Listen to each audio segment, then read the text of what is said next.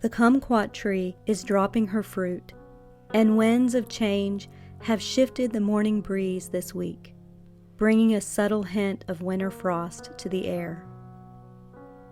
We still haven't had a hard freeze yet this season, but there's a saying around here that if you don't like the weather, just wait. It'll change soon enough.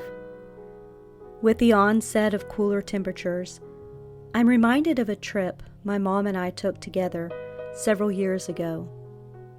After having serious car trouble, we had to stay overnight near a small, quaint town in North Carolina. As dusk settled over the narrow streets, historic landmarks, and unfamiliar buildings, the repair shop owner shuttled us across town to find a hotel room for our visit.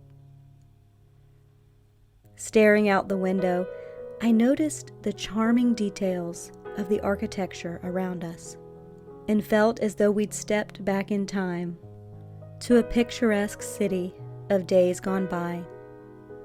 "This is a pretty town," I said, turning my attention back inside the car, grateful for heated seats after being stranded in bitter cold temperatures for several hours. Our driver shrugged. "It's home," he said. All these years later, I don't know exactly why the interaction stuck with me, but I think it's because in that moment, I knew he didn't see the town the same way I did.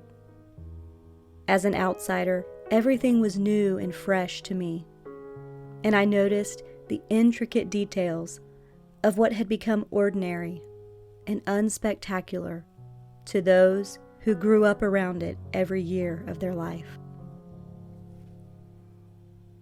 When we're too close to something, it's hard to see it through an objective lens.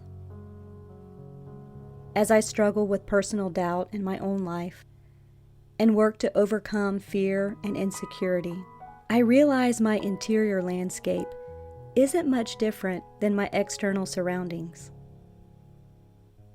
In the same way I can overlook the details of my city, I can also easily miss key components of personal growth with a lack of intentional and positive self-awareness. The other day, I came across my resume in a file on my computer. It happened to be on a day when I felt discouraged in my work, and glancing over the highlights of my job history gave me pause. It had been a while since I'd reviewed the list of bullet points and detailed job descriptions, and somehow, looking at the words from an outside perspective gave me a subtle boost of confidence. I've done hard things before. I've taken on challenges that seemed insurmountable, only to find that little by little, there was a way to tackle each one. Yet if I'm too close to a problem in the moment, self-doubt will lead me to believe it's impossible to accomplish. Maybe you can relate. If you're anything like me, you can easily shrug off your gifts, your talents, or your abilities as nothing special. To use the words of the shop owner, in a manner of speaking, it's just home. Nothing extraordinary. Just the place we live and think and work, day in and day out. Except it is extraordinary to discover intricate details and possibilities we may have overlooked when we realize there's so much to explore beneath the surface. Sometimes I associate greater self-awareness with personal growth.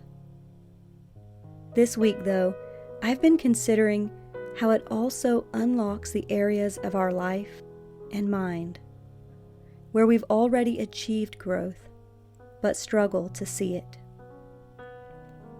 Perhaps a simple key to a greater sense of positive self-awareness is to just start where you are. View your life, your home, or your resume from the perspective of an outsider who appreciates you and has need of what you have to give. You might be pleasantly surprised by what you see.